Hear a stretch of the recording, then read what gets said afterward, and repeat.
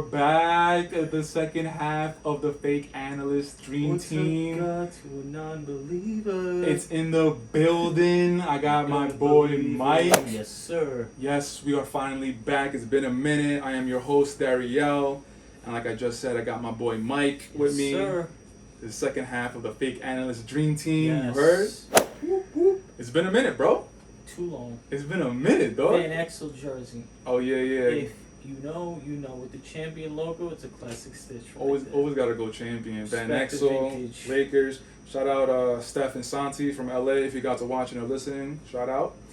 But yeah, man. If you guys are checking this out on any of the podcasts, Apple, Spotify, Google, if you're checking on the YouTube, thank you very much. We really appreciate it. And today is gonna be a special episode, my guy. Yeah. I didn't realize it's already been 11 years.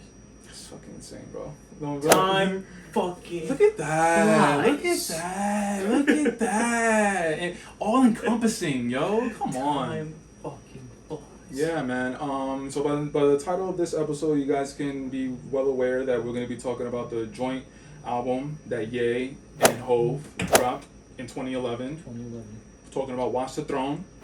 But before we get into that, I haven't seen you in a minute, my guy. I just want to check in with you. You know, check the temperature. Everything all good? All good. As I stated offline, I've just been listening to Nori's first album and Aaliyah 1 in a Million. It gives me balance.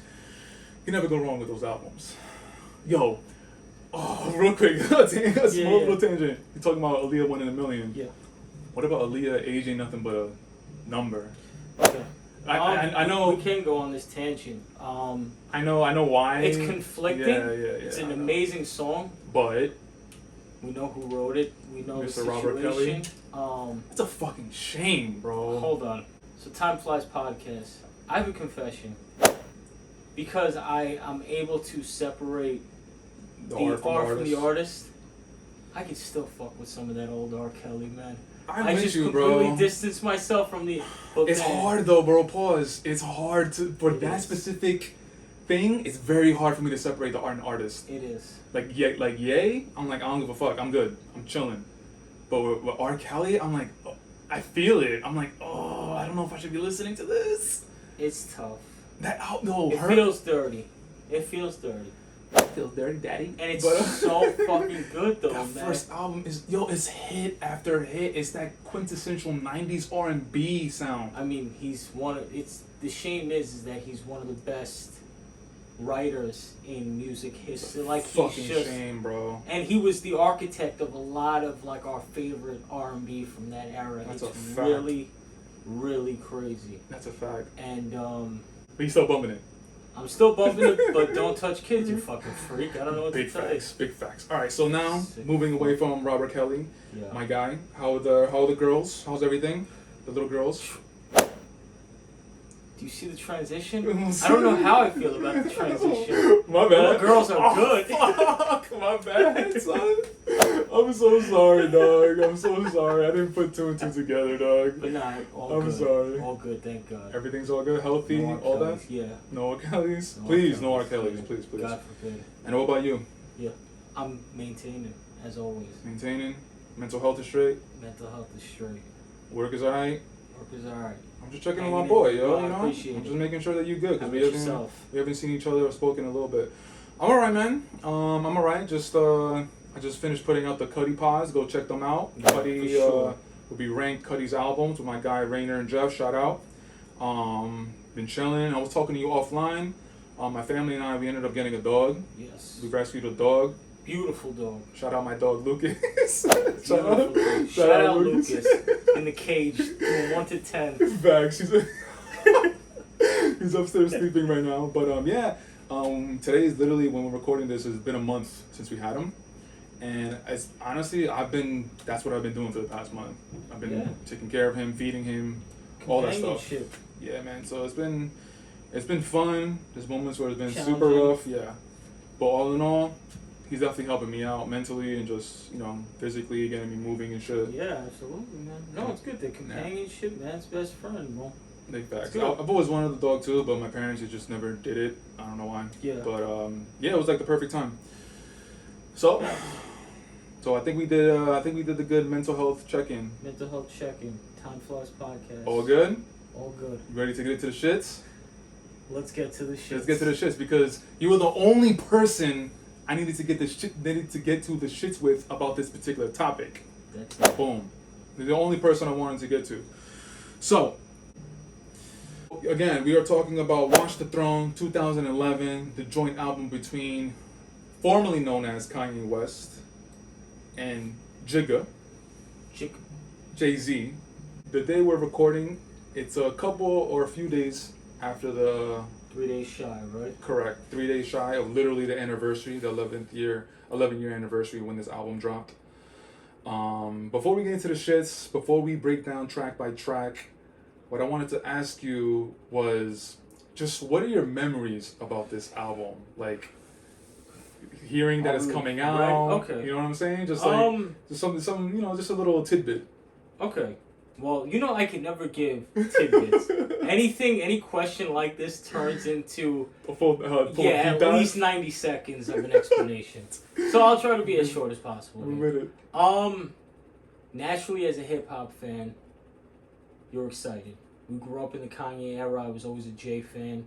Yo, we haven't really talked about this album, so like I don't know what you're gonna say. Yeah, I know. So I'm a little nervous, honestly, because the energy I'm feeling right now. Okay. Go ahead. Yeah. So, at this point in Jay's career, as a Jay fan, I was conflicted because this is fresh off of the Blueprint 3. Even though American Gangster 2007 was fire, that was a Jay.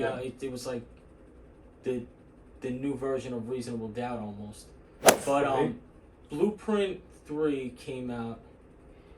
And just the way Jay, I guess, was rhyming took some adjusting for me at the time.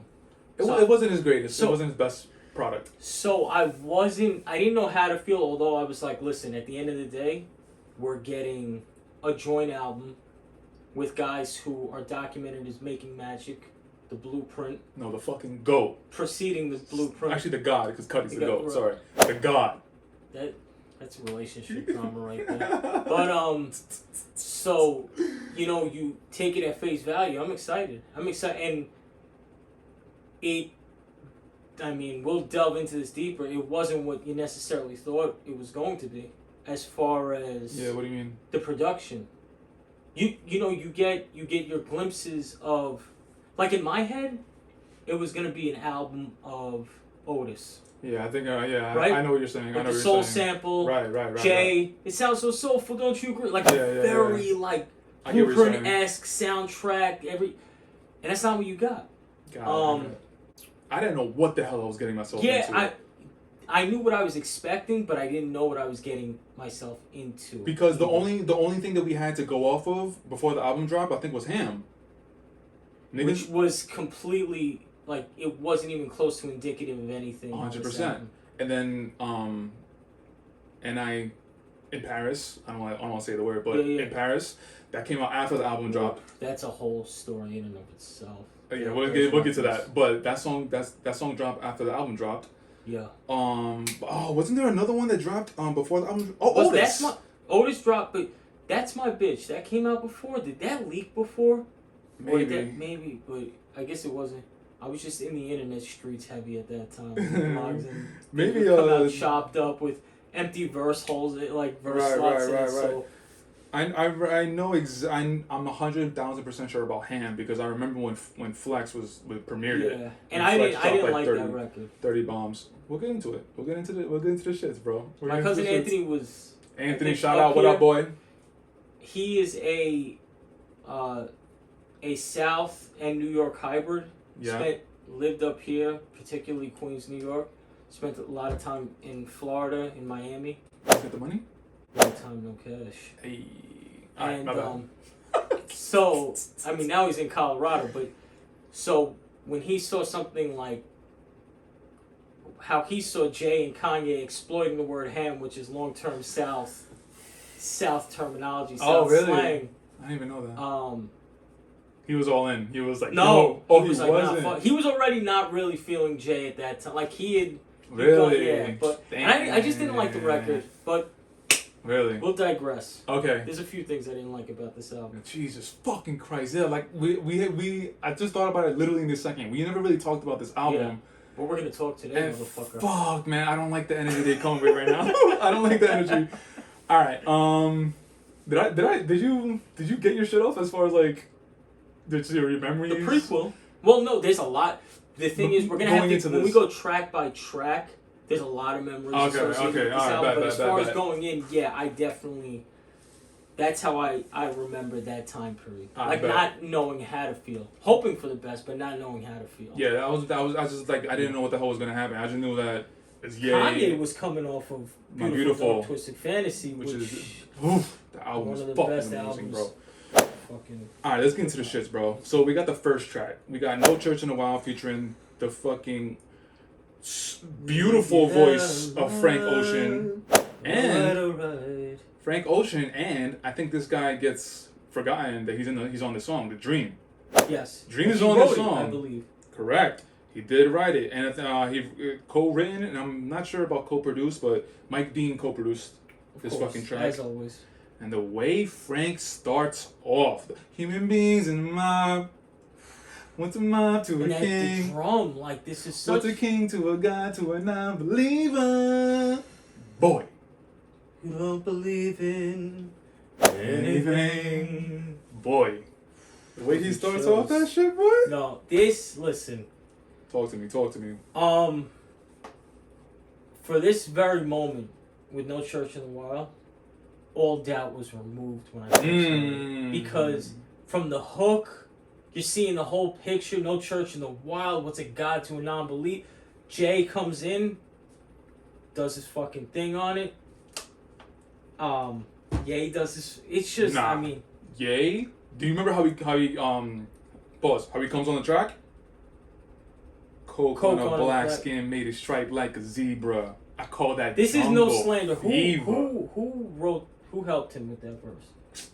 I don't want to say anybody. No, he did that verse by himself. Who wrote that? Who helped him? Do you know? I don't know. No, I want to know. I have no idea. Because that was an excellent verse. That's why I'm asking. That verse is stupid. I know Ye always has a hand in his verses. He's not like Dr. Dre. But yeah, I'm just trying to figure, because Sci-Hi was around at that time. I was literally going to say probably and I'm wondering if Sci-Hi had a hand in that, it would kind of make sense. But boy, Coke on her back, Coke on her black skin made it stripe like a zebra. I call that Jungle Fever. Yeah. Yo, boy, son, when I heard that, I was like, what the fuck? This guy's coming on the track like that? Am I exaggerating? No, you're not. No. That shit was hard, right? No. This whole record was hard. It's just like the simple drum and bass that you have here. And then Frank's voice, you know what I can appreciate, and this is a constant throughout this album? Talk to me. Kanye, Mike Dean, whoever was on the production team at this point, knew that this album, as the joint between them two, was a moment. And they made it sound like the Kings were coming into the town. Like it was it was big music. It was big, and this is what set the tone. Like just big anthemic stadium music. Even though we already established in multiple podcasts that, by the time of the Graduation album, he'd already been gearing a lot of his music towards the bigger stadium music. But this took it to another level. This had a lot to do with all the music that came after it. I have one gripe about this song, and it's not even the actual song, and I'm gonna get into it. I'm being very cryptic here, but the gripe about this song has nothing to do with the song itself. It's the placement of where the song is. I'll get into it in a little bit. Interesting. Yeah, let me hear it. All right, bet. The only other thing that I want to talk about with this track is Ye has another fucking quotable. It was on everybody's Facebook status.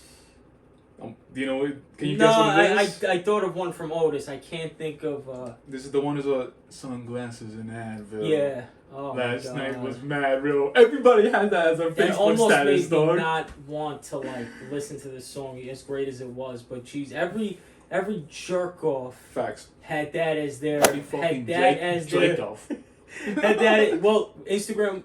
Instagram is just coming into its own, but it was all over social media in any capacity it could be in. Any guy who got his second piece of pussy and had 3 drinks the night before was putting that, or any female too, is the same thing. But oh man, no, hold on. You're not gonna skate by this. Did you ever have it? Never. Nah, you know what? Nah, I don't. I know. I'm always gonna trust your word. So like, I don't have to question it. Never. I'm embarrassed. I think I had it. Did you? I think I'm like 80% sure. 85. Yeah. We're growing every day. Mental health check. That's a fact. Yo, man. So I mean, anything else you want to talk about this track, bro? I want to hear your take on the placement. Really? Okay. So, the placement. That's the only gripe I have with this song because the next song, Liftoff, featuring Beyonce, I think Liftoff should have been the first track. What? Hit me. What? The way I feel, this song was placed perfectly. What? No Church? Or No Church was placed perfectly. Liftoff shouldn't have been placed on the album at all. You're bugging. You're bugging. Okay. You're bugging. So you're what bugging. I was just gonna say. You're bugging. Is Jesus, you're coming in hot, No boy. Church. You're coming in hot. No Church in the Wild.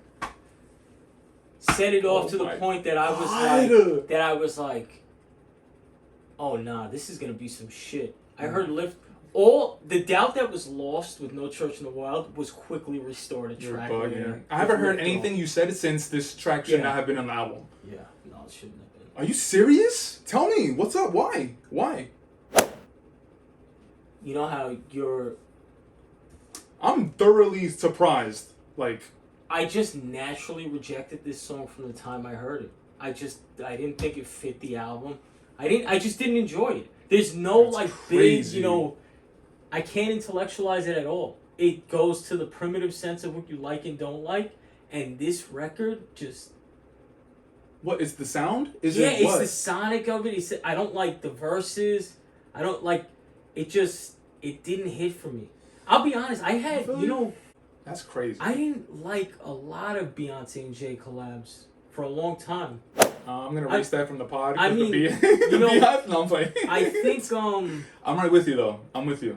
I'm not a big Jay. Because the 03 Bonnie and Clyde shit was cool. I liked it. It was, that was so far before But that was like the inception kind of it all. And, Correct. By the way, does anyone know that, like, Jay dissed Destiny's Child on a record long before? I forgot what record it was, but he said, I forget the bar, but time flies. Figure it out, dig it up if you can. Leave it in the comments. He dissed Destiny's Child with the no shit. I forgot how he did it. That's Jay's a crazy. wordsmith and he flipped it. But 03 Bonnie and Clyde I thought was cool, but it was, it was a direct rip of the Tupac record.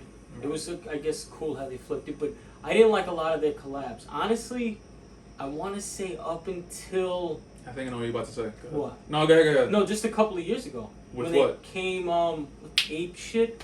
I like the Ape Shit record. The album, The Carters. Yes. Yeah. Like, I fucked with that. I was like, oh, this is surprising, because prior to, it just never worked for me. And this record was just another example of it. Like I said, there's no way to intellectualize it.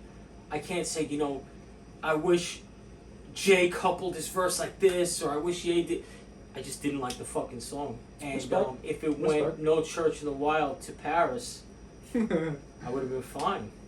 I didn't even think about that. That's fucking crazy. Like that. Yeah, that's crazy. Yeah. That's fucking crazy. But yeah, I mean, as far as my feelings, the reason why I feel like this song should have started the album was because it's just a little corny, but Liftoff and Beyonce, you got the holy trifecta, bro. But Ye, Jay, and Beyonce.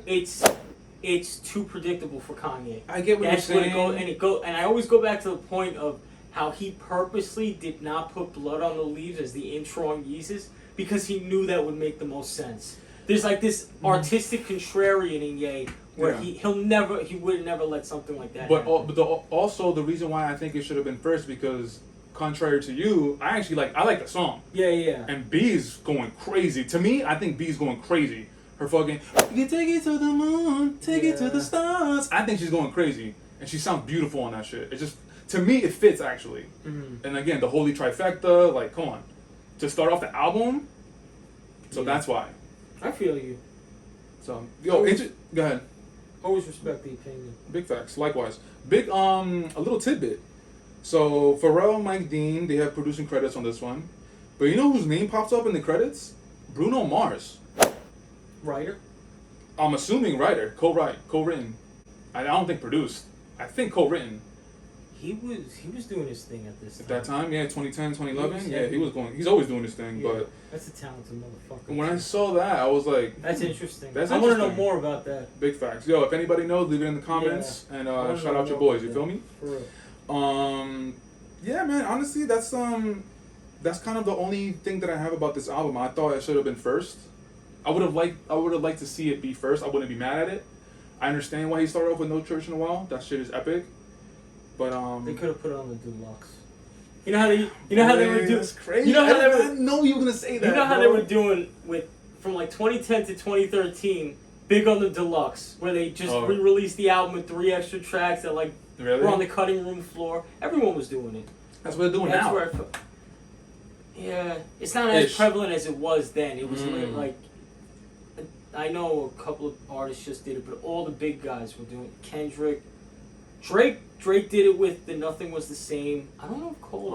Okay. Like they just re-released it with 3 records that kind of just got left behind, just so they could resell the record. It's almost like a promotional tool. Yeah.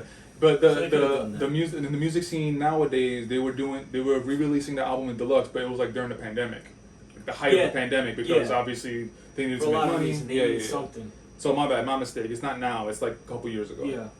All right, man. You want to move on? Yes. I think I'm pretty sure you do. Now, we're gonna move on to big record, big bangers, Hit son. Hit Boy. Shout out legend. to fucking Hit Boy, Yeah. son. Oof. Hit Boy. I think he made a hit. Boy. Yeah. No. Yeah. So okay, obviously we're talking about N-word in Paris. Okay, so literally in this Make your moment, life easier and just call it Paris. my man. So in this moment right now, where we're recording, Yes. song is super played out. The thing is, it's.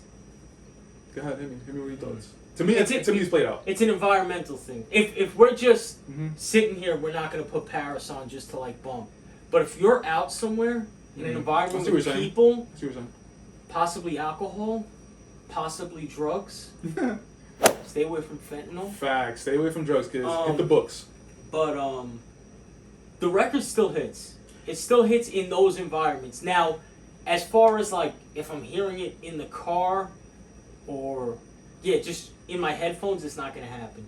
Maybe not even in the gym at this point, but in the environment that it was made for, which is large atmospheres with a lot of people. Okay, so should I correct myself and say it's kind of specifically played out? Yeah. Kind of, I guess. Yeah. Because I can see what you're saying. It can still be appreciated. Paris will always have a place in my heart because Nah, bro.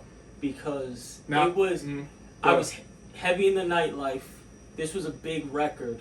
Wait, you were going to like clubs and you had the taco meat in Miami. shit? The taco meat was fucking out. Al Pacino Scarface shit? Yeah, and Molly was in my system. This is when Molly was still good. Now kids don't touch it because that shit is cut with fentanyl. Yikes. But man, big facts though. I'll never forget the DJ cutting.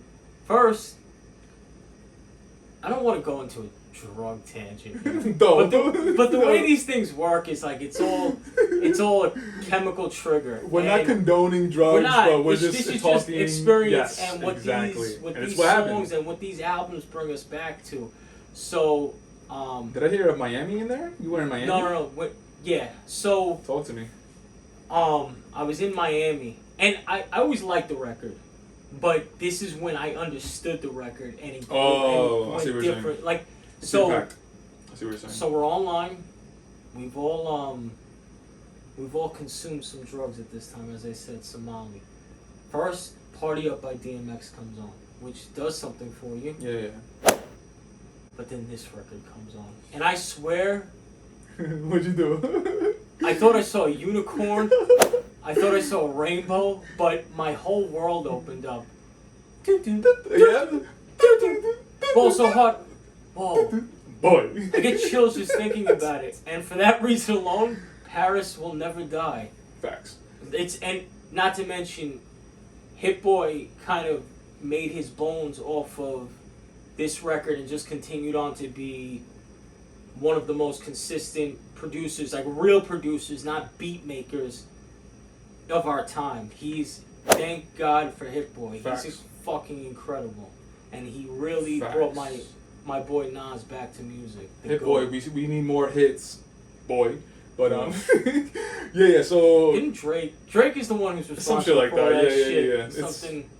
I should sign a Hit Boy because I got all the hits. Oh yeah, there you go. It's Ye over Drake all day. You feel me? Me personally, I'm not talking for my boy Mike, but me personally, it's Ye over Drake all day. You heard. But anyway, yo, so yeah, sticking with this song. Yeah, so you're talking about back in the day when the song initially dropped. Yes. I'm gonna go right there with you. When I heard it for the first time when it dropped, legendary. Yeah. Bro, I never heard that shit. I never heard anything like that shit before. No, that's the thing, yeah. Bro, it's like it's like kind of techno-y house. But that's what Kanye was and I'm mastering. like, what the fuck, That's B? what Kanye was Wow, you just fucking spawned the whole thought process for me. But that's what Kanye was mastering on this album particularly. You gotta remember the times when this is 2011. You have to take the whole scene into account. This is also, it seems far, but this is also the Jersey Shore, the house music era. House music is taking over clubs at that point. In damn near everywhere. I mean, you still have your other clubs, but house music is everywhere. Kanye, being the artist that he was figuring out a way to like mesh hip hop with house. Like I said, stadium anthemic music. And this is like the embodiment of that, because you don't even know where to put that on that spectrum. It's crazy. And you just spawned a thought because you said stadium and all that shit. Remember when they went on tour? They set the world record for performing the same song. I think it was 11 times in a row. Yeah. And every time in that moment, in that time, it was on Instagram, not Instagram, maybe on Facebook. I was seeing videos and shit. I watched every single video. Yeah. I was like, yes, I'll watch it again. I don't care. Yeah. I'm watching it again. Oof. Yo, that was a fucking moment, bro. The song is a fucking moment, dog. That's beat. The sound is just so different, bro. We were getting. Oh my god, it's so good. And sometimes it's hard to appreciate, like the moments you're in the moment, so to speak. But we were getting a lot of moments at that time. Oh, it's my hip hop in general. Yeah, that's a fact. That's and this was one of those. I mean, you also think of the Meek Mill intros, another moment. There were Drake, a lot J. of Cole, Kendrick, there were a lot Wale, of Big moments Sean, happening at this very point. So this is call. definitely Amazing time in hip hop.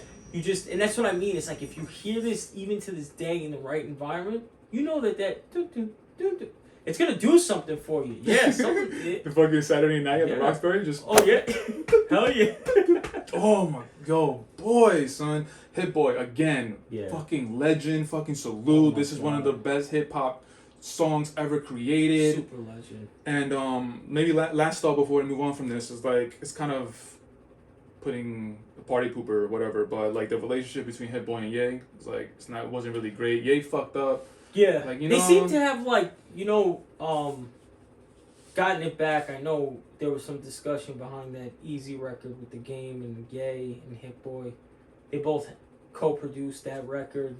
So they're okay, but I think it probably tainted Ye's image for a guy like Hit Boy who grew up being inspired by him. But yeah, Ye basically tried to he tried to keep Hit Boy in-house and kind of limit exactly. him. And if I remember correctly, I think what really spawned it was because Hit Boy was signed to Good Music at one point, but he produced a track, I think, for Drake, I think. And then during this time, there was rumors that... the Trophies thing, though, wasn't it? Was it? I'm not sure. That was a Soulja Boy record, but Drake, made it. He did it like a freestyle kind of. And then, it was like a Lucy. I didn't know Trophies by Soulja Boy before that freestyle came out. Me neither. It came out right around, I want to say, New Year's 2013. I remember that shit went That was crazy. Respectable respects due. But I think he did the Kendrick record before that, too. I think he did the Backseat freestyle. Hit Boy was just doing Facts. He was doing his thing. Going crazy but if I'm not mistaken, I think that's what really spawned it. Hit Boy was, and there's always been rumors that Ye's been jealous from Drake ever since the beginning. Weird fucking bromance. Big facts. So that's why I think that relationship was a little rocky to start with, and to this day they're okay. But everybody knows that everybody can feel like they're not okay. Like they're probably cordial, but But that's the only thing that kind of sucks. I wish their relationship was a little better. Imagine if Hit Boy and Ye did a joint album. Like, just producing, though. I'm not talking about, like, rhyming. Yeah. I'm talking about, like, they pick a specific artist and throw Mike Dean in the mix and you have the production dream team. Yeah, Mike. Oh, my bad. Mike Dean also was on this. Yeah, I think he's on almost the entire album. Yeah, he is. My guy. You want to move on? Because I think we talked about Paris well. Yeah, and it deserved it because, like we said, it was a moment. Big facts. It was a moment, legendary moment. This song specifically still rings. Yeah, still rings. Environment. Still rings, depending on the environment. Okay, so we're moving on. So the next one we got is Otis. Otis. We got Otis, boy. We got Ye sampling Otis Redding, obviously. Mm-hmm. And in my opinion, he fucking pulled it off. Yeah, he did. Okay, so we're in agreement there. Yeah, the video was iconic too. Yes, the video is Ye and Jay just fucking. It's very minimalistic. They're in front of the American flag banner. They're driving around in the car with the 4 women in the back. Well, it wasn't a Maybach, was it? It was. It was. Yeah, that's one of his lyrics, I think. Yeah. But they're stunting because they're fucking like taking apart the Maybach. Yeah. And they're just like, yeah, we got money, like we could just get another one. This, yeah. So when I first heard that, it's like, hey, yeah, I can't do it. Fuck it. Blooper. Don't say anything in the comments. So am I correct in saying this? This is one of the songs that dropped before the album dropped? Yes. It was, right? Flex was going crazy with this record. You're right. Flex dropped it. That was a moment in and of itself. Facts. Flex just absolutely losing his mind. Shout out Funk Flex. Legend. Just absolutely losing his mind, spinning and dropping bombs on this. Nah, he's like the master of like you never heard of this kind of hip hop before. So if you know the bravado. There's a lot of ways to feel about Flex at this point in the game, but one thing you could never take from him is that if that motherfucker gets on your record, like and he's out there with it, there's no one better to promote your record as far as the radio DJs are concerned. Like that man is gonna make once again a moment out of your record when he does it the way he did Otis. Not that they necessarily needed any additional promotion, but oof. But listen, we're talking about remembering hearing him drop it. That in itself that's the reason. Exactly. Like we remember hearing it on Hot 97 just over and over and over, and basically just saying hip hop it will never be the same, all that shit. Like I remember it, bro, and you're right, bro. Funk Flex he might be the guy to try and fucking get that moment in hip hop, you know. I mean, just give me your feelings about the song itself. Like even like what I kind of alluded to earlier was this record is what I thought this album was going to be. This is the Blueprint-esque soul sample, the Otis Redding. You got. Like I said, if you're a Jay fan, you know, like just that little tag he put in the front of "Sounds so soulful." Don't you agree? That's such a Jay tag from like that era in time, and but this shit was incredible, man. I mean, they pulled it off. Ye killed this shit. They both rapped their asses off. Video's fire. Ye did kill his verse, but we can't let it go, boy. My man said, "I get it custom. You a customer. You ain't accustomed to going through customs." Who wrote it? Come on, man. I just want to know. It's a fact. I don't know. It's just I don't know. Partially him, partially maybe Sci-Hi. I'm giving Sci-Hi the credit because Sci-Hi he needs more fucking shine. Yes, but yeah, I mean, I don't know. Call me corny, but I don't know. I thought that bar was fucking crazy. No, it was. That shit is crazy. I'm just fucking around. No, and the way he flowed, saying that shit. That shit was fire. That shit was pure energy, man. That shit, the whole record. I thought Jay did his fucking thing. That was a moment we just talked about at Fun Flex. So Otis Redding, soul sample. This is what you thought it was gonna be. Okay, so give me. Okay, so we're what? We're 4 tracks in. Yeah. So give me if you remember your initial feeling after 4 tracks. Like, do you even have one yet, or you're still just going with the flow? So with albums that were this different, because they were different. First of all, you're getting the joint venture between Ye and Jay. Sonically, it doesn't sound despite Otis sounding more like what I had in my head. No Church, Liftoff, Paris. I was not expecting any of them. I was enjoying it with the exception of Liftoff. But I'm like, okay, I'm still adjusting. I'm still feeling it out at this point.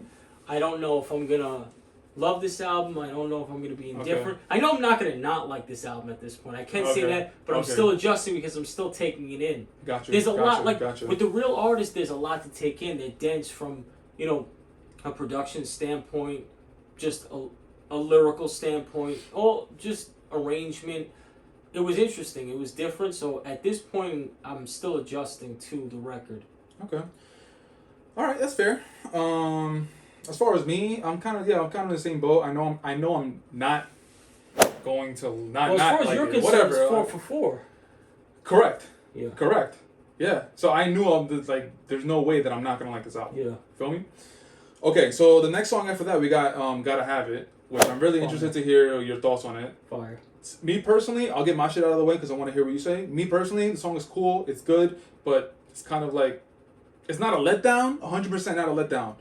But I'm like, okay, like cool, like yeah. Okay. I don't know. For me, I really enjoyed this record. It's something about the way that, and I don't to this day, even despite me, because I bought this album too, because I'm a fucking dinosaur. But despite reading the credits, I don't know if that was a sample. Was it a sample? I don't know. All I know is Pharrell. What you need? Yeah, Pharrell co-produced the track. That's all I know. It sounds like maybe it's Pharrell. I don't know. I gotta look into that. Time Flies podcast, please. Leave it in the comments. But there's something about just that alone that stuck with me, and then it was. I enjoyed this record. Is it one of your like favorites? I'm trying to gauge like where you have it.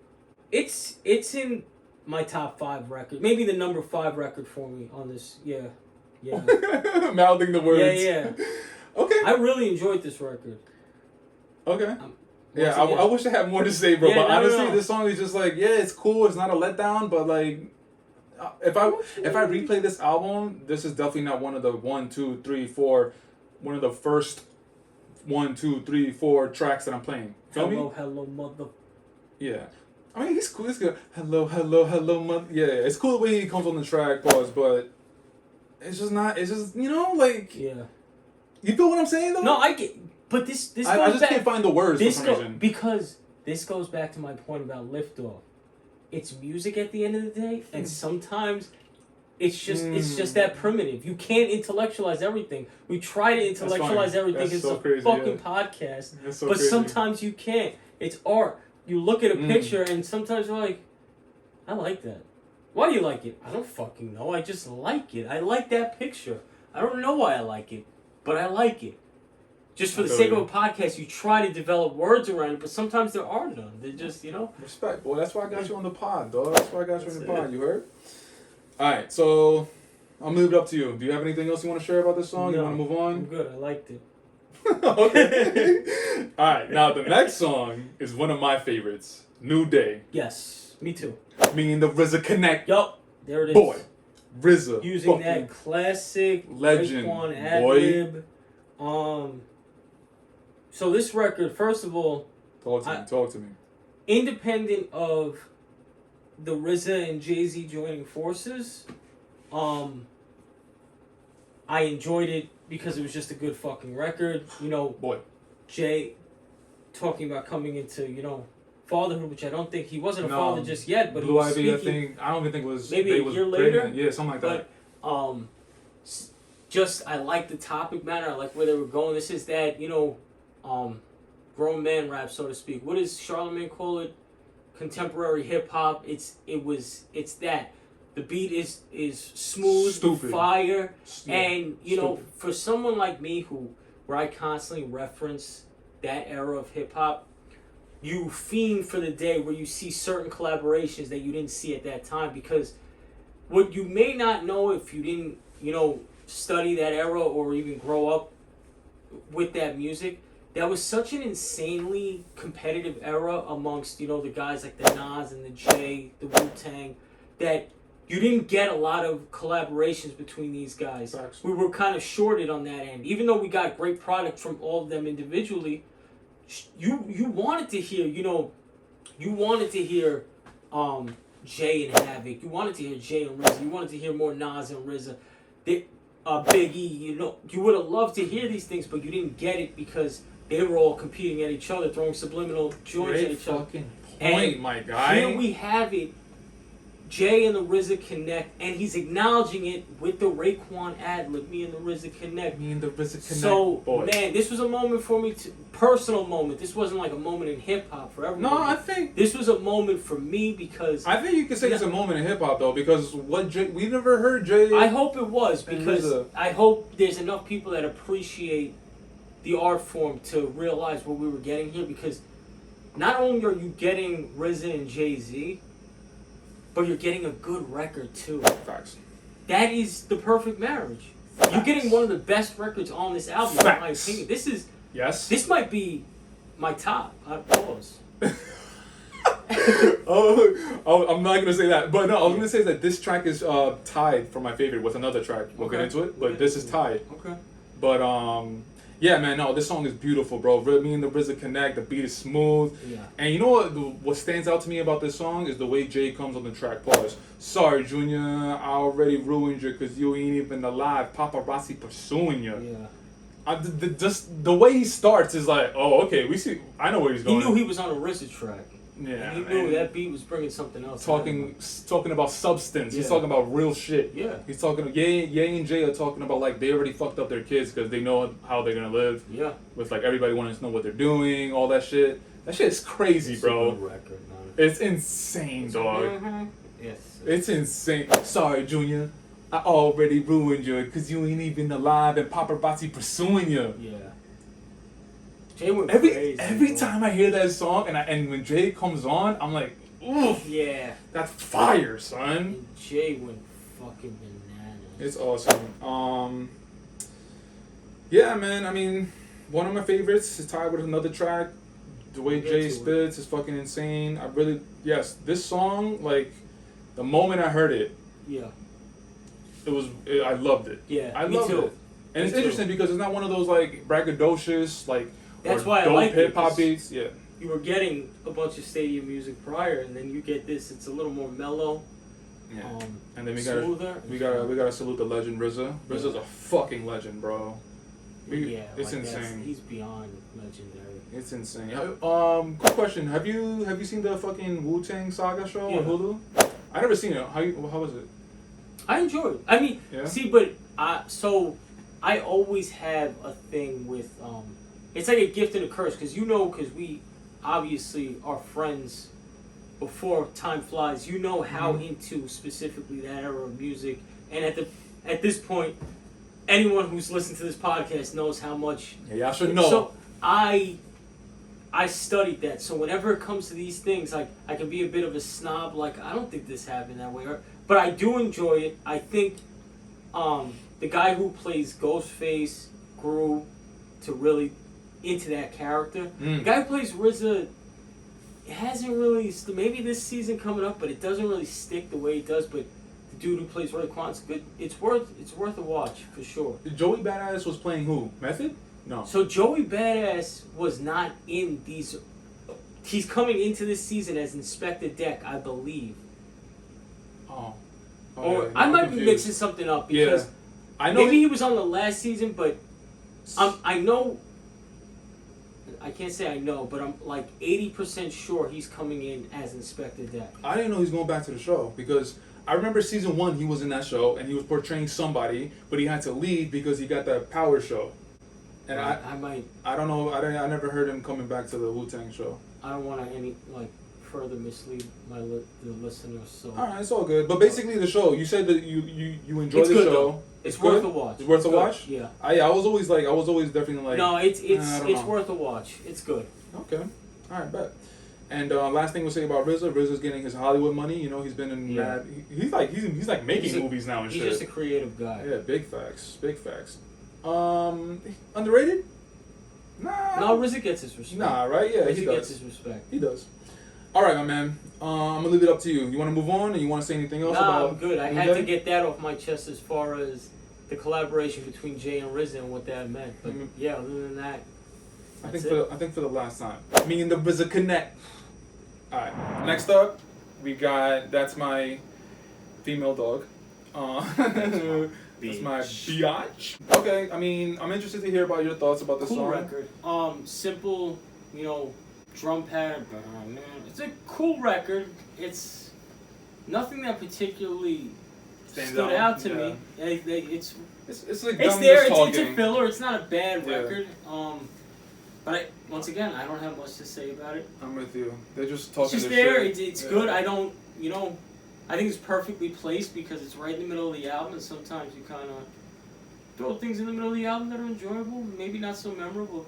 They're there. The only thing I want to ask you is, I'm pretty sure this guy is on the track. He has a very, very small part, but Charlie Wilson, I'm pretty sure. It's like some shit like that. Yep, that sounds like the clown. Because remember, even in those Good Friday series, he was utilizing Charlie Wilson a lot, and Charlie Wilson has one of the best voices, in my opinion. But I don't know why he's not, like, it doesn't say That's My Bitch with featuring Charlie Wilson. It doesn't say that. It just says That's My Bitch, which is annoying to me. I'm like, yo, come on. Charlie Wilson, dog. Legend. Yeah, they shouldn't put some respect on that name. You feel me? Maybe, what are you going to do? That's like the only tidbit that I had. Charlie Wilson, voice of Gap band. Legendary voice, legendary music career. Listeners, if you haven't heard about the Gap Band, listen to that fucking song. Yeah, just go ahead, boy. do the homework on the Gap Band, on Charlie Wilson. I mean, I'll be honest. I had known the Gap Band and as their own entity. I didn't know who was in the Gap Band. You know the records, but I came to know Charlie Wilson as a solo act in the early 2000s with the collaborations with Snoop, to be honest. Right. And he was smoking everything, and then I found out that these two worlds were actually connected, and Charlie Wilson was the man in the Gap Band, too. That's crazy when shit like that happens, right? It is. That's because you grow up knowing these songs, like You Dropped a Bomb on Me and the... Girl, you look as I forget the name of that song, but Joe Budden podcast always uses it when they pick up the moment. Amazing, incredible. Yeah, it's one of those adjectives, but it's like you grow up knowing these songs, and Charlie Wilson's the fucking man. Put some respect. Big facts, big legend. You feel me? Big legend. All right, I'm sure we can move on. Yeah. All right, bet. So next song we got. Welcome to the Jungle. Welcome to the Jungle. Yeah. Talk to me. I want to hear your thoughts. Yeah, I think that this is kind of where, starting after the New Day record, there was a bit of, I don't want to say a dry spot per se. I'm with you. But it was, because the records are cool. They're not bad records. Mm-hmm. But, so running through the album, I remember No Church, of course. It sets off the album.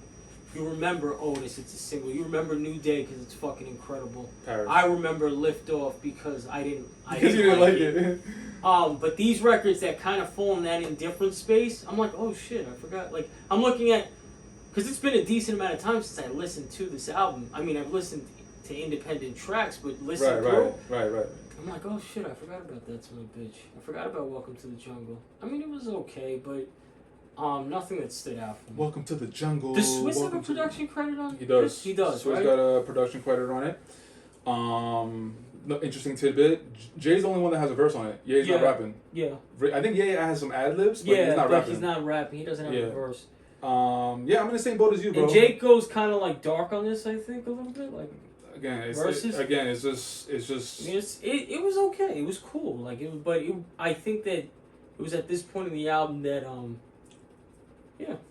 I was gonna say it's just validating the point of this song. Is I don't really remember the song, so I can't even say if he's going dark on it. Yeah. You feel me? Yeah. So yeah, I'm right with you, man. It's it's a good song. It's not bad, but it's kind of okay. I'll listen to it when I'm listening to the album, Right. But I'm not picking it out. No. All right. We can move on, right? Cool. I bet. The next one we got is Who Gonna Stop Me, huh? Who Gonna Stop Me? Mike Dean got a production credit. The only thing I got to say about it is it's pretty much the fucking braggadocious Nobody Can Fuck With Me track. The fucking second half of the track. Yes. Talk to me. The second half of the track breathes new life into this album in a time where, as we were just speaking about, it it was drying up a little bit. But yeah, because you have the second half, little beat change acts, little J, like that's to me that's the best part of the song. The second half. Oh, undoubtedly. Yeah. And then because right after this, what do we have? The songs? The song. Yeah, Murder to Excellence. And it just kind of goes from there. Like it goes that second half of kind of goes. Yeah. I get what you're saying. I get what you're saying. That Who Gonna Stop Us Now second half, and then it goes right into Murder to Excellence. Murder to Excellence. Yeah. It's just it works. Yeah. So I'm right with you. Second half, as you can see, I got the fire emoji. Yes. Second half. Listeners, I do my homework, you feel me? Do my homework, got some notes. Appreciate this, man. Leave it in the comments, you feel me? Second half, JayZ spitting. JayZ going for it. Yeah, Jay, yes. He is going for it. That's like, so this is the thing, is, like I said, you have, well, me personally, I have my feelings about Jay as a rapper at this time, because I always fell victim to comparing a lot of these guys to their older selves and what I grew to love about them, and wouldn't necessarily let the artist evolve all the time. But when you have moments like him on the second half of this song, and you could just tell, like Jay said, nothing too much on this one. I'm just gonna go for it. And this is I think this is the first time in the album he goes for it. Yeah. And he's just letting it rip. It be. Yeah, he's letting it go. Yeah, man. Wanna move on? Yeah. All right. That second half of the track. I wish it was a whole fucking track, man. But it's not. It's only the second half. Like. Yeah. First half is cool, whatever, it's okay. But you know what I'm saying? Once again. Alright, so we'll move on to Murder to Excellence, which is yes, we celebrating black excellence all over. This record is fucking crazy. Swiss Beats co-produced. This record Talk to me. Fucking crazy. And they knew to bring Swiss Beats, because who was the man making that big music, that anthemic music for that era? Well, the era kind of preceding that, but Swiss did his fucking thing on this, man. So talk to me. What do you like about the song? I mean, the better question is, what's there not to like about this song? Like, literally, what's there not to like? You know what I mean? Like the black excellence, from the second everything. It starts, you get your little riff. We talking black Maybachs. The way Jay flipping shit like. Oh my god! It's funny the way Jay's talking on that fucking song. Yeah. Black Maybachs. This black cars. Man, black excellence. I feel like this song didn't really get its just due. It kind of fell into the mix, almost like just one of like the album cuts. But this was a fucking record, man. I like that. This was a fucking record. I really feel strongly about Murder to Excellence, man. Really? Yeah, I do. I really like this record. And the funny part about it is that on first listen, it was another one that was just like alright to me. But for some reason, it would pop up here and there, and I'd be like, oh no, this shit was like really something. And man, it's at this point that's one of the records on this album that I actually go back to. But is it top 2, not 2, top 3? It's top. I don't have a clear defined list as far. I know New Day is probably at the top, but yeah, Murder to Excellence is somewhere in my favorite 3. Interesting. One other note that I want to talk to you about. Let's hear it. Ye's verse. Yeah. I got Ye over Jay on this song. Ye. Yeah. Definitely, he doesn't smoke him, but Ye got him. Ye got him. Yo, this guy's fucking killing me, bro. Come on, man. No Ye slander on this fucking pod. I'm playing. But no, you got a point. Co-written by somebody, Sahai, again. Sahai is my favorite rapper on the album. If that is I thought you were going to say your favorite rapper, period. I was like, whoa. Oh, no. Are we talking? No. We gonna talk. I mean, I'm saying, we go pod, dog. Yeah, nah. He's got to put out another classic album to even... You don't want to go there right now? There's nowhere to really go. Sci-Hi is an incredible rapper. He has one album that's classic, and... Yeah, I feel you. Anything he gets on, he fucking destroys. Is it safe to say he's one of your favorite rappers? He's one of the guys that if they drop an album, I'm gonna listen. I'm gonna check for you. Yeah. If I hear he's dropping some, I'm gonna check it. That's the most I can say at this point. But he's not one of your favorite rappers? You can't say that? I can't say he's one of my favorite rappers because there's not enough from him for me to justify that. I think he's one of the most talented rappers. I think. Yeah, you're right. I think if you put him in a circle of a lot of people's favorite rappers, he's gonna bite their fucking head off. But as far as music is concerned, overall, rappers, I can't necessarily say. I feel what you're saying. I want to see that Joe Budden Sci-Hi fucking cipher. Not, that first. Yeah, not at this point. No. Sci-Hi would absolutely. 100%. Damn, there was something I want to say about Sci-Hi. Oh, have you heard his mixtapes? Like Royal Flush. He has a good bunch of mixtapes. What's the back in the day? Yeah, there was one. Actually, the last mixtape of his that I listened to actually came out the same year as this album. Black History Project? No. But I always think of the record he had on there with Big Sean. Hit me. What do you know the name of it? Time flies, listeners. You get an exclusive. Mike singing. Yeah, I forget those are the horns, but Nas sampled the same horns on Stay. Do you know the album cover of the mixtape by any chance? I'm trying to picture it. I Please. see a bunch of colors, but yeah, we're gonna have to run that back.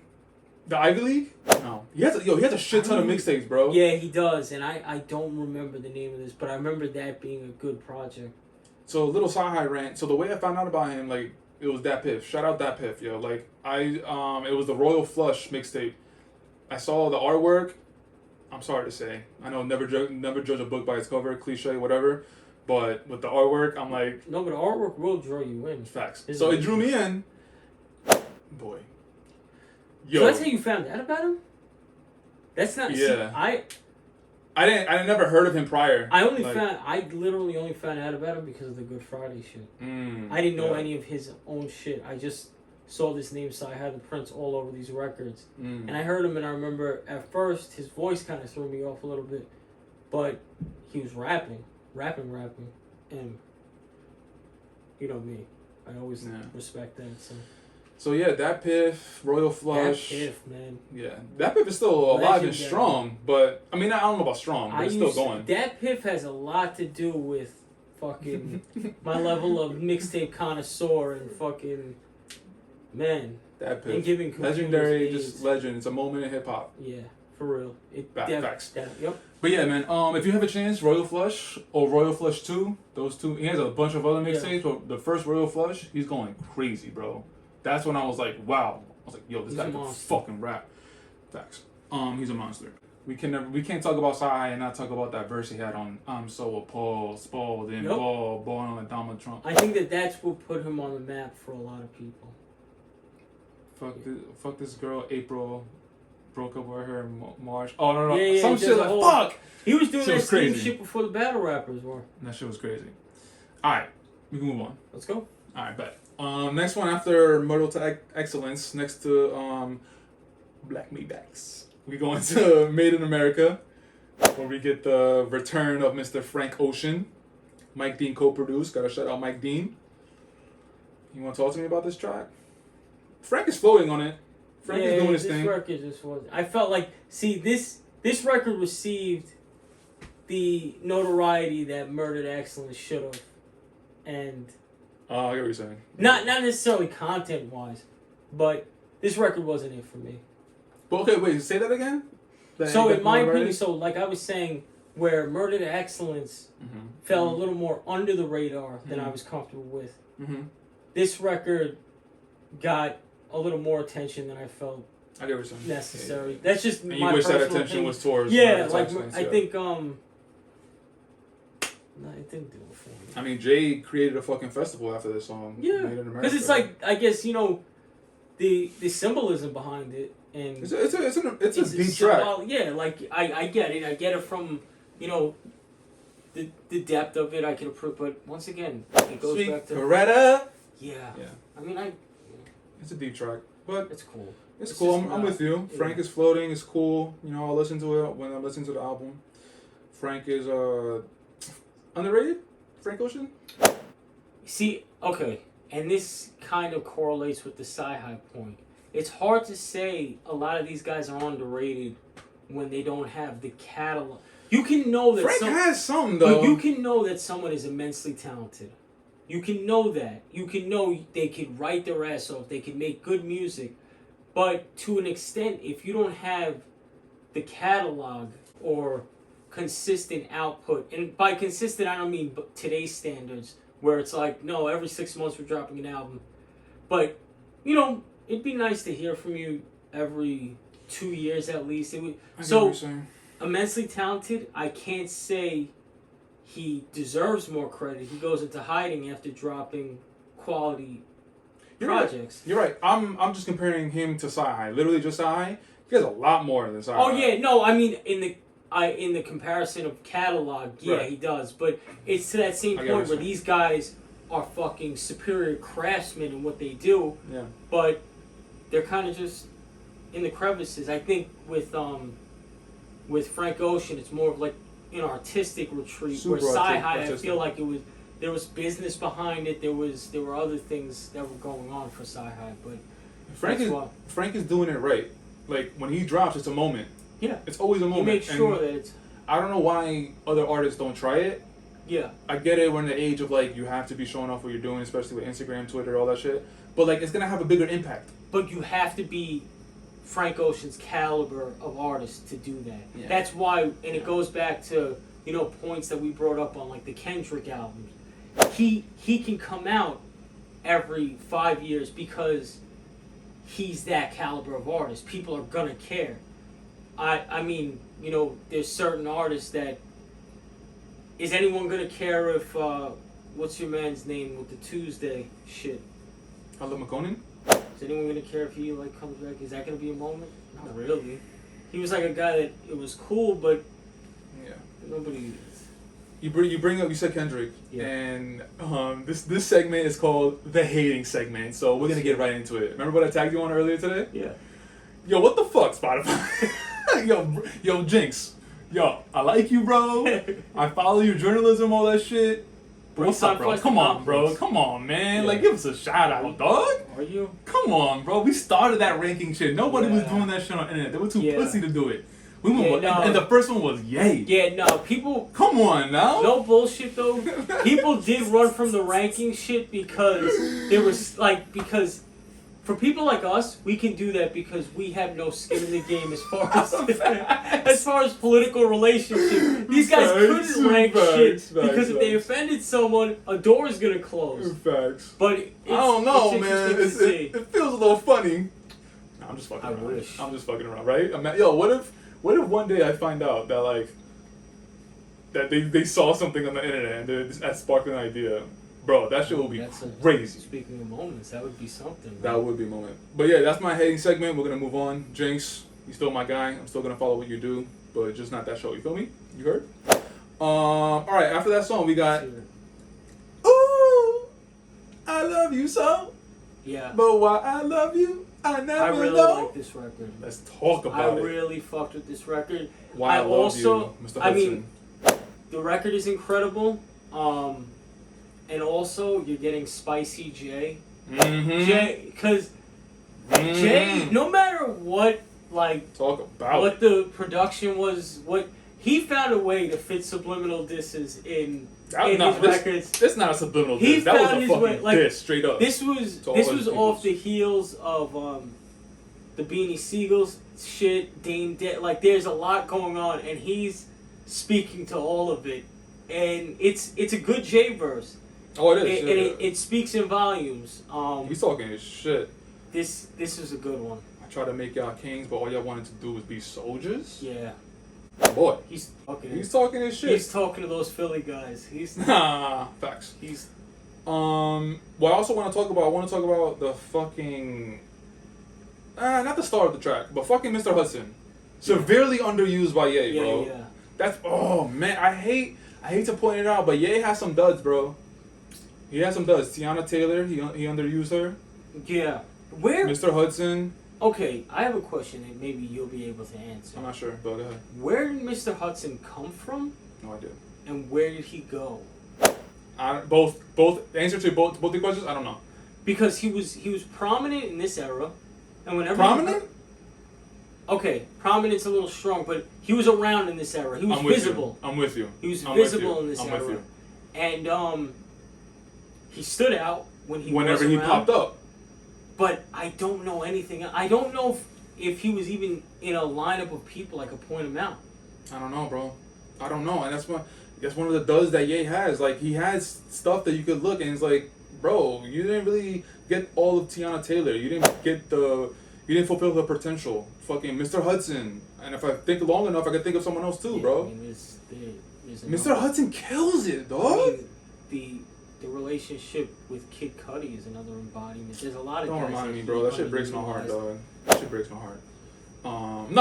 He didn't when they were good, he didn't underuse them. No, but it could have been more. We can't act like it couldn't have been more. I think what Ye will do is Ye will fuck up relationships, and I think it really comes down to that. Like, he'll just do shit, like the way he handled the rollout for Tiana Taylor's album and everything. Yeah, he has duds, bro, in his fucking resume. He has fuck duds. things up. Yeah. Oh man, why'd you bring up Cudi, bro? That shit breaks my heart, dog. Yeah. Like, those are two of my favorite artists, bro. That shit hurts my heart. All right, my bad. Before I start crying, "Why I Love You" featuring Mr. Hudson. Ooh, I love you so. Spicy J. And why I love you, I never know. Yep, we talked about it. Spicy J. Jay getting his shit off. I mean, I hit all the points that I wanted to hit. Mr. Hudson. Me too. Great record.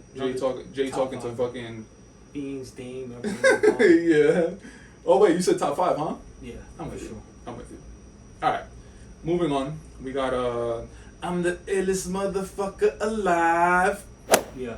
My mom. We gotta give a shout out to Mike Dean, but we also gotta give a shout out to my fucking guy Cudi, boy. Cudi on the fucking vocals. Cudi, whenever Cudi is on fucking any track with a humming vocals, I don't give a fuck. He makes the song fire. Yeah, the Cudi hum. Big facts. Cudi has. He's ad-libbing. I don't think he's humming, but he's ad-libbing, and he's in for like 0.5 seconds, but fire. That's a good. This is a good one. Yeah. I don't really have much else to say outside of that, but this was a good one. It's one of those records. Once again, when you think of like them embracing the moment that this album was, this is one of those records where it's just like the king rolling out the carpet, and here they come. They talking they shit. Quick question. So out of this one, Illest Motherfucker Alive and Who Gonna Stop Me? Because those are the two tracks where they're talking their shit. Yeah. Which one? Yeah. I'm going. Crazy. I gotta go. Who Gonna Stop Me? Just for that second half. Just for that second half was that crazy. It was. You're right. That's why. And I mean, yeah. I would have to give it to the second half of that. Who Gonna Stop Me? See, I was gonna say Illest Motherfucker Alive, but now that I'm thinking about it, I don't know, because I like what Jay's saying. Jay's talking his shit. Yeah, he's talking. Michael Jordan swag. Y'all think Michael Jordan bad, nigga? I got more rings than Jordan had. Yeah. Elvis has left the building. Now I'm on the Beatles' ass. He's talking his shit, boy. Yeah. But then when I think about everything else, like Ye's cool. Yeah, no, it's cut his vocals, but he's barely on it. But think of that feeling that second half of Who Gonna Stop Me. I know. That's why I'm like, I don't know. That's the difference. But then again, it's the second half. It's not the whole track. It don't matter. So it still puts me in a fucking situation. It's, to me, Illest Motherfucker Alive coasts at this level. Mm. Good record, great record. Who Gonna Stop Us Now? Who Gonna Stop Me Now? Who Gonna Stop Me? Peaks all the way up. No, but not the whole track. Not the whole track. But it don't matter. I gotta go just off the strength of that. Who Gonna Stop Me? But it's not the whole track, bro. If it's the whole track, I can easily see it, but it's not. Yeah. So Who Gonna Stop Me? I feel you. We agree to disagree, and I'm not gonna pick one, but again, Jay's talking his shit. Michael Jordan swag, that shit is dope. I got more rings than Jordan had. Elvis and Beatles, he's talking about #1 albums. And Drake ended up doing one of that shit. Drake is you ain't over Drake, but Drake is a fucking monster, he's a phenom. bro. He's a perfectly said. He's a phenom, phenom, robot. I don't know what the fuck. It's another word for him. I like the song. Song is cool. I'm the illest motherfucker alive. It's not one of my favorites. Yeah, I mean, it's not one of my favorites, but I like it. I like it. Yeah, I enjoyed it. Ready? I'm ready. All right, and then we got. About to go ham. Hard as a motherfucker to let these niggas know who I am. This was like... Talk to me. Interested. This was like Jay and Ye's rendition of the Lex Luger soundscape that was going on at this time. I did not enjoy it. Like, that's the thing, is like, guys like them don't have to do that. That's, at that time, that's Waka Flocka's lane. Ross is killing that type of shit. This doesn't sound natural. I'm just not with it, like, on any level. It didn't move the needle for me at all. Okay. So it didn't move the needle for you, but is it a bad song for you? Or bad song? No, but it's just it's not them. It's not something I necessarily enjoy either. Okay. I'm not like, oh, this sounds like shit. Like, right. This is, because it is what it is. It's a Lex Luger beat at that time where the Lex Luger was running shit at that time. Rick Ross going crazy. Rick Ross, Waka Flocka, really. Yeah. But no. But and it definitely didn't fit on this album for me. Okay, so my thoughts on it, I'm not mad at it. Okay. Not one of the standouts for me. Not one of my favorites. What do you say? I'm a little mad at it. What? At this. I said I'm not mad at it. I said I'm a little mad at it. What? The fact that I don't mind it, or the fact that I'm a little mad at the record. Oh, you the said record. You're not mad at the record. I'm a little mad at the record. Got it. Okay. And no, to me it fits because this is another one of talking about braggadocious shit, and they have 2 other tracks with it. So whatever, it's Ye and Jay. Of course they're gonna throw another one. I'm thinking more, sound wise. Yeah, I feel you. But sound wise, I didn't mind it, and I think they did okay. Like, yeah, I said not a bad record, but not. Just not. Like, look at where they go when they just do their own thing. Like, look at the Murder the Excellence. Look at the No Church in the Wild. Look at like Otis when they're just doing their own thing. They didn't have to do this. This is a rendition. Damn, of really? It's like that for you, my boy? Yeah, they didn't have to do this. Your face is just filled with disgust. It's like that? Yeah. Man, I'm sorry to hear that. I'm sorry to hear that. Yeah. Okay, but question. So, when you listen to this, whenever you pick songs from this album, this is not one of the ones you're picking, obviously not. But, when you're listening to the album in its entirety, can you listen to the song? You feel me? Like that's what I mean. Is that it's not necessarily a bad record. It's just like, this doesn't need to be here. It's something that if you're listening just through the album, okay. Whatever, it's there. But you never pick it out to like, got it. No. Okay. The only record that I didn't like is Liftoff. Like, that I could say I didn't like. Like, I just don't think that's still fucking it's crazy Liftoff. for me. We can take it to the moon, take it to the stars. I have an interesting... Well, after... No, before you forget, say it. Classic moment versus classic album. What are you talking about? Watch the Throne. Is it a classic album or is it a classic moment? Got it. Yeah, we're gonna talk about it. Okay, so then the next song after Ham is the other favorite track of mine, Prime Time. Oh yeah. We in the prime of our lives, baby. Boy, that. This shit here, yes. To end up the fucking. This is another one.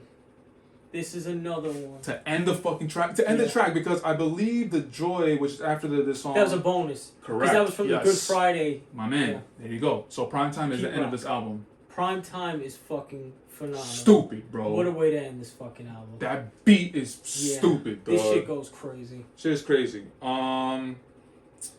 Jay was going for it on this record too. Jay was going for it, yeah. He got some shit too though. He's talking his shit. When you coming home, that's a text from my wife. I told her to run a bubble bath and float in that motherfucker like a hovercraft and soak in that motherfucker till I call you back. I mean, who says shit like that and doesn't laugh? 3 words. Damn. Yo, let me have my moment, dog. Let me just have it. Fuck you, dog. Nah, but, I that's, bro. Interesting tidbit. Russell Simmons has a... Here's a nod, yeah. Here's a nod on this shit. Well, I mean, this is probably before one of the samples, maybe.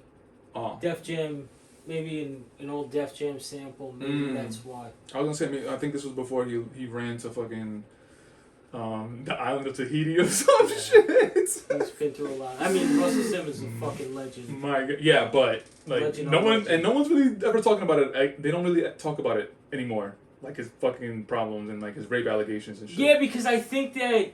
Like, come on, man. Like... But I think it... I don't know. No, obviously we don't know what's going on. I think it went away for a lot of reasons. What do you mean? Yeah, I'm not sure if it was substantiated, and Russell Simmons is Russell Simmons too. Who knows? I get what you're saying, but you're still living in the island of Tahiti, and like it doesn't look good. Like it looks like you're guilty and you don't want to come back home because you know what you did, but nobody's talking about it anymore. Whatever. It just sucks because he's one of Def Jam. He's one of the legends of hip hop. Period. You know? I mean, Def Jam. Def Jam, of course. Run DMC, of course. It's the most important label in the history of hip hop. So. That's a fact. Okay, so Primetime, that's tied with New Day as far as favorites. Yeah, Primetime is fucking fantastic. What about you? Where does it rank for you? It's that would probably conclude my top 5 there. Wait, so what's number 1? I'm not sure of the order, but I know New Day's in there, No Church, Murder to Excellence, Primetime, and Liftoff. What's the other one? I forgot. I don't know. There's another. Why I Love You? No. Why I Love You. Was that That's one? the other one. That's my 5. Yo, Mr. Hudson, we're giving you flowers, bro. We're giving you flowers, dog. Underused, underappreciated, but we appreciate you here at Time Flies Podcast. Yeah. You heard? All right. Primetime is tied for me with number 1 with New Day, and I don't know between those two. I'm not sure. Sometimes it's Primetime, sometimes it's New Day. I don't know, bro. So, okay, then we get into the bonus joint. The Joy featuring Curtis Mayfield. Again, the vocals are added on by the GOAT, Scott Miscuddy. He makes the song, bro. I don't give a fuck what anyone says to me. He makes the song to me. Because I feel you. So, like you said earlier, this was part of the Good Fridays. Every Friday, dropping a song. So we heard the song before he put it on the album. Pete Rock produced. Pete Rock, okay.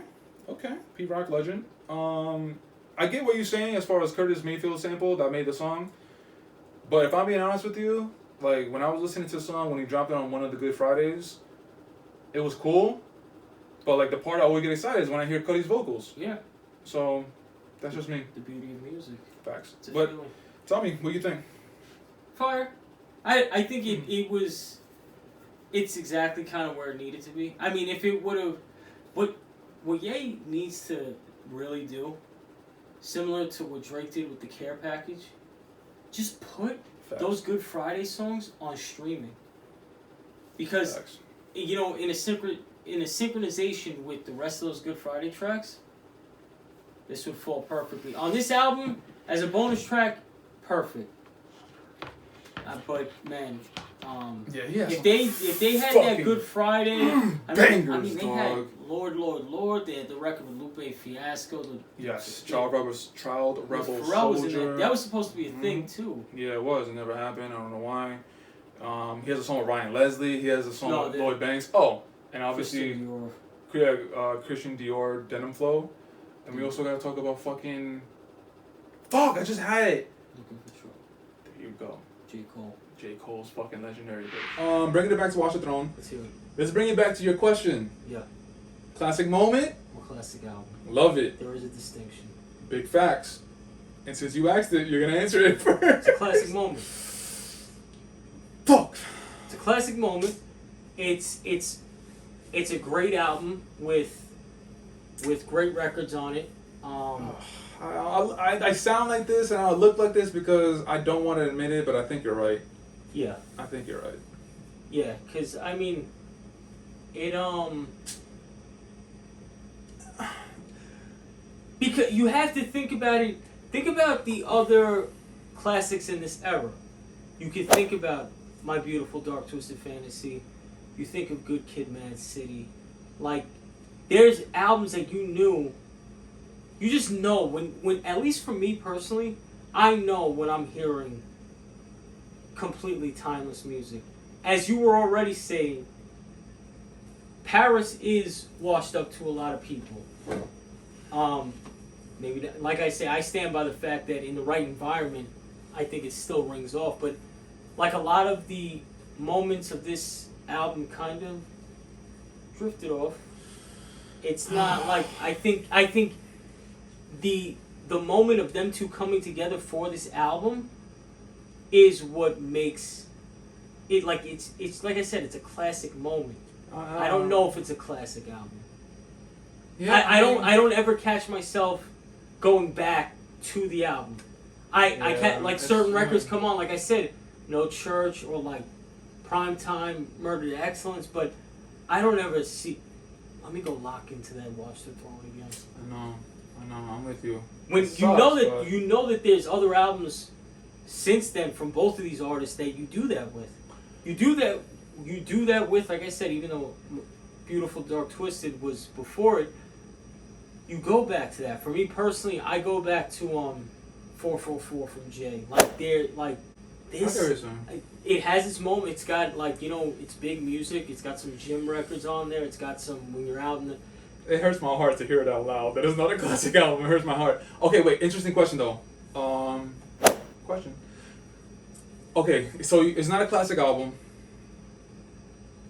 but do you? This question is a little weird because if it's not a classic album, then I think the answer to this question is no, and the question is, does the Ye and JayZ making an album together, does it live up to the hype?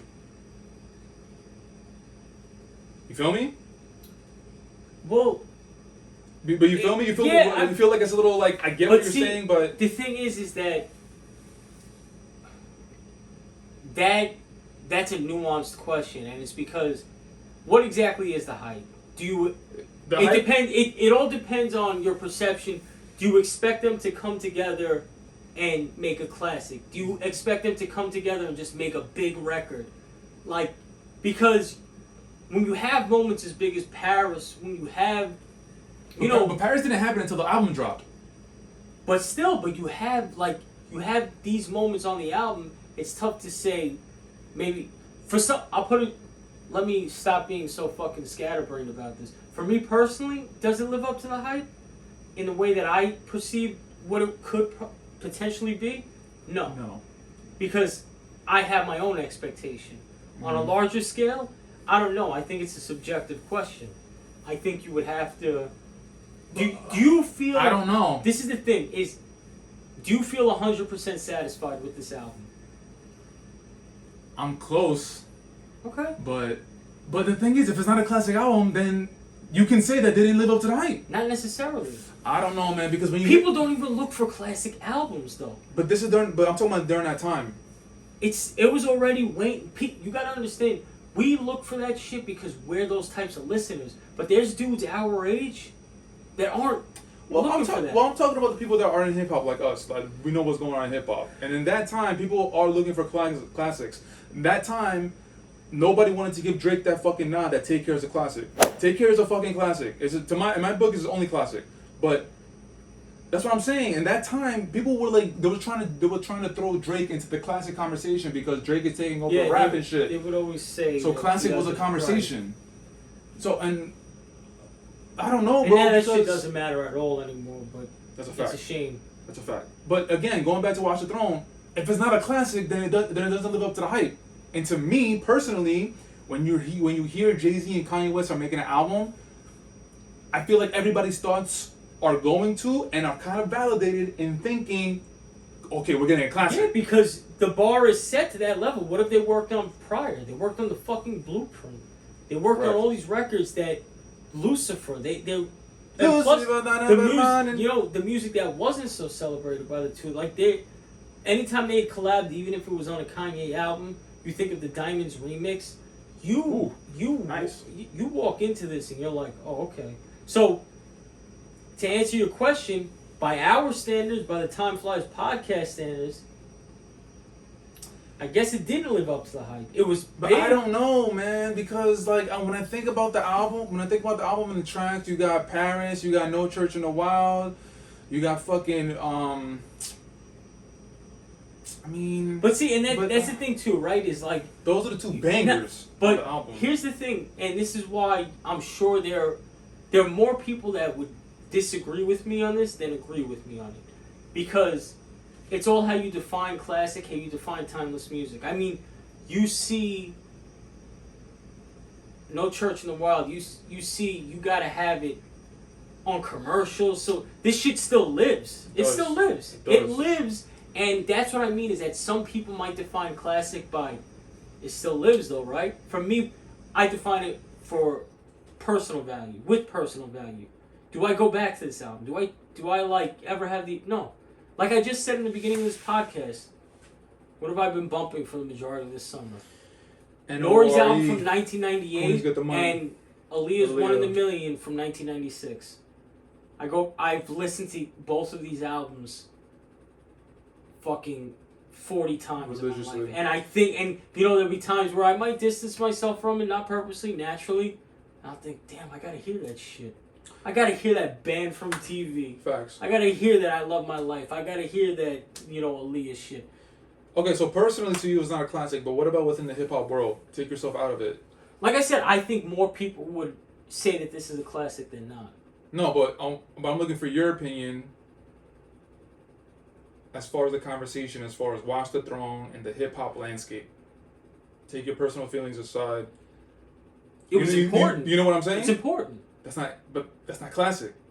Those are two different things. No, in the hip hop landscape, but that once again is through a subjective lens. In the hip hop landscape, no, it's not. Why? Because you think of a record like a Good Kid, Mad City.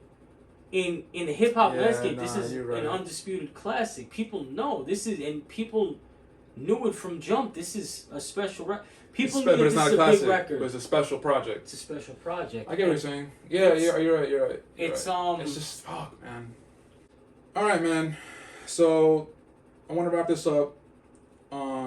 I wanted to give love. I wanted to give flowers to Watch the Throne, to Ye and Jay, because literally after what we just said, it was a very special moment in hip hop. It was.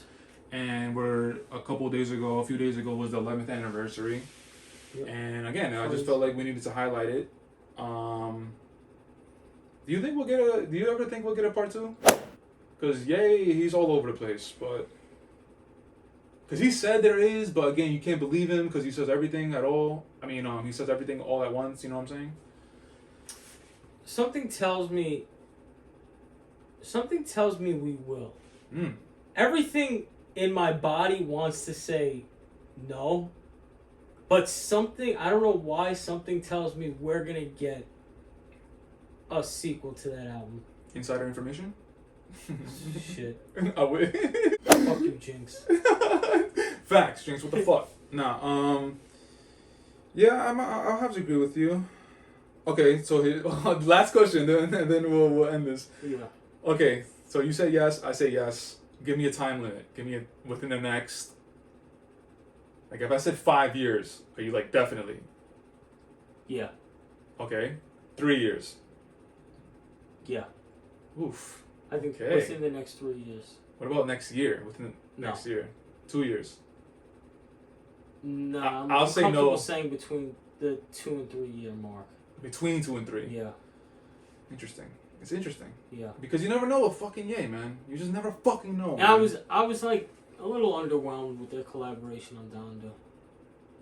Oh, Jill? Yeah. Facts. Wow, you said that with such disgust.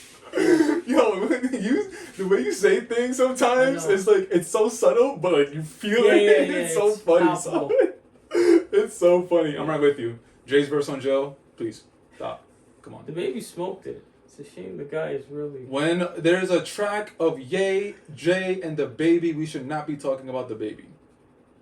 But I don't know if that speaks to the way the baby shined on the record or the fact that it was underwhelming otherwise. Yeah. All right, man. We've come to the conclusion of this episode. If you're listening to this on Apple, Spotify, or Google Podcasts, we appreciate you. If you're watching us on YouTube, remember to hit that subscribe button, hit the thumbs up, leave a comment. Like my man Mike says, keep it tasteful, like always. Yes. We want to engage. Yes. But and also remember to rate, review, and subscribe to the podcast, Apple, Spotify, and Google. I forgot to say that. Been putting out a lot of content, Cuddy content. Before that, it was my man Mike and I. We were talking about He Got Game. We got more movie podcasts coming. Yes, Wall Street coming soon. Yeah, I mean, I want it to be a surprise, but my man just said it, so, so I'm gonna skip by that. But yeah, more content. And leave me out. And then if you come across this YouTube, check out the videos. You know, we got a lot of different shit going up. And yeah, we really appreciate it. Check me out on X videos. My God. But yo, of course, I know the answer to this question, Yeah. but I've got to ask, do you want to shout out anything? No? Nah. Just move right past it? Yeah, nah. I bet. So, last thing before we officially sign off, you can check Time Flies all over the social medias, all over the internet. Check out Instagram, timeflies.1221. On Twitter, we got just timeflies1221 straight up. Again, on the YouTube, again, like I just said, if you're watching this video, you're on YouTube right now. And on the Apple, Spotify, Google Podcasts. We're everywhere, boy. We are everywhere. So there should be no fucking excuse as to why you don't hear of Time Flies. You feel me? Alright, Yeah. just want to get that shit off my Have you ever chest. heard Time Flies by Groove Theory? No, but I'm probably going to listen to it after Smooth. we Might be a new we go intro offline. song. Might have to clear that. Oof. Let's clear that with the fucking group and the label. And Jinx. And Jinx. Fuck her. Jinx, man. Come on, man. We got problems, though. We got problems. Alright. Go say a cat who drank sour milk. Yikes. You can bleep that out. We can take that. Yikes. I'm probably going to have to take that out. But, alright, yeah. So, for Mike and I, we're officially signing off, and we'll check you out on the next episode of the Time Flies podcast. Peace, peace.